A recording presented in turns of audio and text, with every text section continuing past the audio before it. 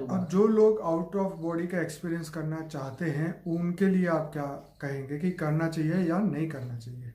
देखो, out of body का सूक्ष्म शरीर बाहर निकलने का जो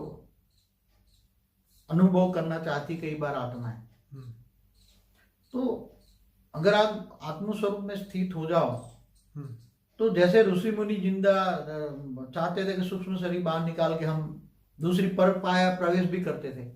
तो वो मैं लोगों को सलाह नहीं दूंगा, क्योंकि कर्म योगी जीवन नहीं, बिता पर काय प्रवेश का प्रश्न नहीं है नहीं, मगर सूक्ष्म शरीर बाहर निकालेंगे हाँ। तो ये भी स्थूल शरीर में, अपने स्थूल शरीर में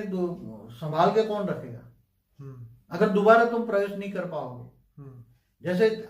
कई बार आत्माएं क्या होती है, जब बहुत आत्माएं एकदम निराकारी स्टेज बन जाए आत्माओं को, कई आत्माएं योगी जीवन बिताती हैं, कई आत्माएं सूक्ष्म में रहती हैं, हम्म, और जैसे कर्म योगी हैं, हम्म, तो सूक्ष्म में आत्मा जब वो चाहती है कि अब ये मस्तो मोहा स्टेज है,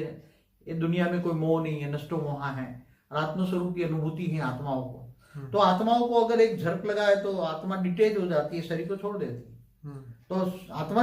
निराकारी स्टेज में भी बाहर निकल जाती है। सूक्ष्म शरीर अंदर रह जाएगा, सूक्ष्म केवल निराकारी आत्मा भी बाहर निकल सकती है, ऐसा जरूर नहीं है सूक्ष्म शरीर के साथ निकलेगी आत्मा। तो जो आत्मज्ञानी आत्मस्वरूप की अनुभूति करते हैं तो उसको, और कर्म बंधन खत्म हो गया है, आत्माओं का बहुत नष्ट मोह की स्टेज है, तो आत्मा, मगर मैं अभी ये किसी के आत्माओं को सलाह नहीं दूंगा। हमारे कई ज्ञानी होता है कि मैं सूक्ष्म शरीर बाहर निकाल के सूक्ष्म में सेवा करूं, ऐसे कई प्रश्न पूछते हैं। नहीं, वो तो यही बोलते हैं कि भाई मैं संकल्प ये शरीर को त्याग के ही मैं सूक्ष्म जगत में जाके सेवा करना चाहता हूँ। मगर ये तो कई आत्माओं का संकल्प होता है, क्योंकि शरीर से आत्माएं थक जाती हैं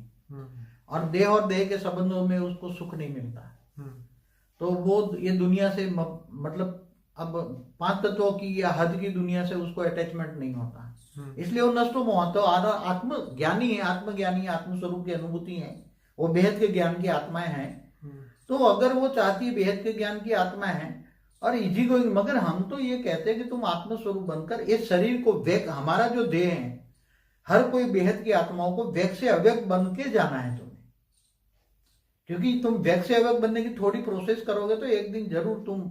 ये व्यक्त से व्यक्त में अव्यक्त स्वरूप का अनुभव करोगे, बॉडी चेंज हो जाएगी तुम्हारी, अंत में कर्मातीत अवस्था होने पर तुम्हारी ये बॉडी भी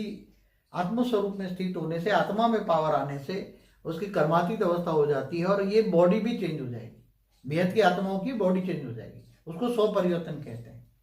चलिए, ये तो बाबूजी बहुत बढ़िया रही बात।